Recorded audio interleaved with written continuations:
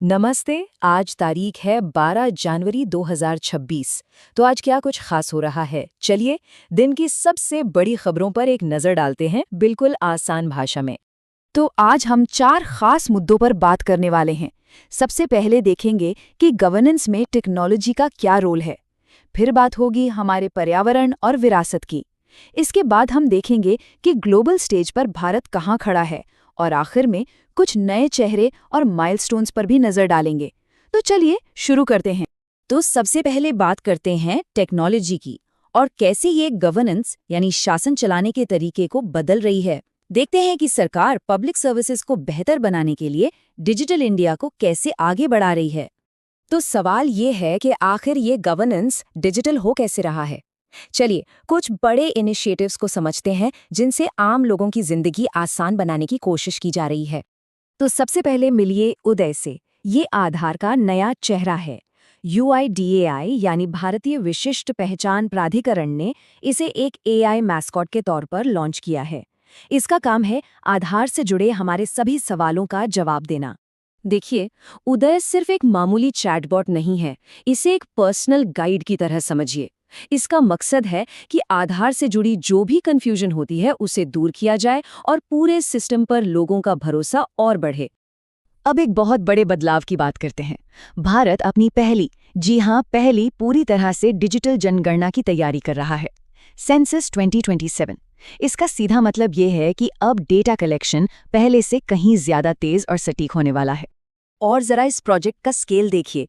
इसके लिए 17,180 करोड़ रुपए का बजट रखा गया है। और एक बहुत ही अहम बात यह है कि 1931 के बाद पहली बार इसमें जाति आधारित जनगणना भी शामिल होगी। इससे हमारे समाज की एक गहरी और साफ तस्वीर सामने आएगी। अब जरा सोचिए, अगर पुलिस, कोर्ट, जेल और फॉरेंसिक डिपार्टमेंट ये सब अलग अलग काम करने के बजाय एक ही प्लेटफॉर्म पर कनेक्ट हो जाएं तो बस यही है ICGS 2.0 का मकसद। मतलब न्याय प्रणाली के सारे पिलर्स को डिजिटल तरीके से जोड़ना, ताकि न्याय मिलने की प्रक्रिया तेज हो सके। तो इस सिस्टम को लागू करने में कौन सा राज्य सबसे आगे है?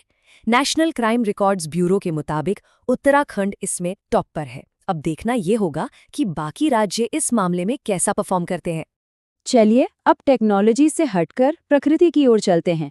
हमारा अगला सेक्शन भारत के शानदार पर्यावरण और विरासत पर है। देखते हैं यहाँ क्या हो रहा है। वाइल्ड लाइफ कंजर्वेशन से जुड़ी एक बहुत बड़ी और दिलचस्प खबर है। मध्य प्रदेश और असम के बीच एक अहम समझौता हुआ है। इसके तहत असम से 50 जंगली भैंसे और गैंडों का एक जोड़ा मध्य प्रदेश जाएगा, और बदले में मध्य प्रदेश से बाघों का एक जोड़ा और मगरमच्छ असम भेजे जाएंगे। ये बायोडायवर्सिटी बढ़ाने की एक शानदार कोशिश है। अब चलते हैं इतिहास के पन्नों में। पाकिस्तान में तक्षशिला के पास पुरातत्वविदों को एक बहुत बड़ी कामयाबी मिली है। उन्हें लगभग 2000 साल पुराने सिक्के मिले हैं, और ये सिक्के एक बहुत बड़े साम्राज्य के राज खोल रहे हैं। तो पता चला है कि ये सिक्के कुषाण सम्राट वासुदेव के समय के हैं। ये खोज हमें सीधे उस शक्तिशाली कुषाण साम्राज्य से जोड़ती है जो कभी मध्य एशिया से लेकर उत्तर भारत तक फैला था। ये वाकई में एक बड़ी ऐतिहासिक कड़ी है। तो इतिहास से निकलकर अब वर्तमान पर आते हैं और देखते हैं कि ग्लोबल स्टेज पर यानी दुनिया के मंच पर भारत की क्या भूमिका है और क्या चल रहा है। ग्लोबल पॉलिटिक्स में बड़ा फेरबदल देखने को मिल रहा है। अमेरिका ने 66 अंतर्राष्ट्रीय संगठनों से हटने का ऐलान किया है।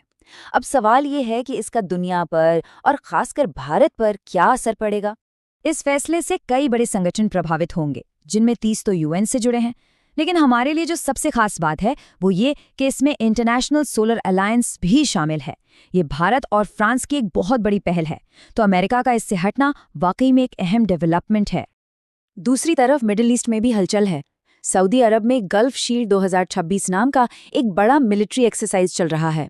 इसमें GCC यानी गल्फ कोऑपरेशन काउंसिल के सभी 6 देश Bahrain, Kuwait, Oman, Qatar, Saudi Arab और UAE हिस्सा ले रहे हैं ताकि अपनी कलेक्टिव डिफेंस को और मजबूत कर सकें। और अब आते हैं हमारे आखिरी सेक्शन पर। इसमें हम बात करेंगे उन लोगों की और उन घटनाओं की जो आज सुर्खियों में हैं। कुछ महत्वपूर्ण अपॉइंटमेंट्स हुए हैं। AK बालसुब्रमण्यम को एटॉमिक एनर्जी रेगुलेटरी बोर्ड का नया चेयरमैन बनाया गया है। वहीं Ramesh Kumar Juneja leather exports council के चेयरमैन बने हैं और जस्टिस मनोज कुमार गुप्ता ने उत्तराखंड हाईकोर्ट के चीफ जस्टिस का पद संभाला है। और आज एक बहुत ही खास दिन भी है, 12 जनवरी, यानी स्वामी विवेकानंद की जयंती, जिसे हम सब राष्ट्रीय युवा दिवस के रूप में मनाते हैं। वो वाकई में करोड़ों लोगों के लिए एक प्रेरणा है। उनका वो मशहूर संदेश, उठो जागो और तब तक मत रुको जब तक लक्ष्य प्राप्त न हो जाए, ये लाइनें आज भी देश के युवाओं में एक नई ऊर्जा भर देती हैं। उनका जीवन भले ही छोटा रहा, लेकिन बहुत प्रभावशाली था। 1863 में कलकत्ता में जन्म हुआ। 1893 में शिकागो में उन्होंने वो ऐतिहासिक भाषण दिया जिसने दुनिया को हिला दिया। 1897 में रामकृष्ण मिशन की स्थापना की और 1902 में वो हमें छोड़कर चले गए। लेकिन उनकी विरासत आज भी जिंदा है। तो हमने देखा कि टेक्नोलॉजी, गवर्नेंस और ग्लोबल पॉलिटिक्स में कितनी तेजी से बदलाव आ रहे हैं।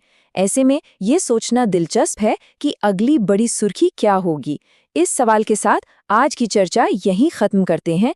जुड़ने के लिए शुक्रिया। आपको कैसी लगी हमारी वीडियो और वीडियो को लाइक करें और चैनल को सब्सक्राइब करना ना भूलें। धन्यवाद।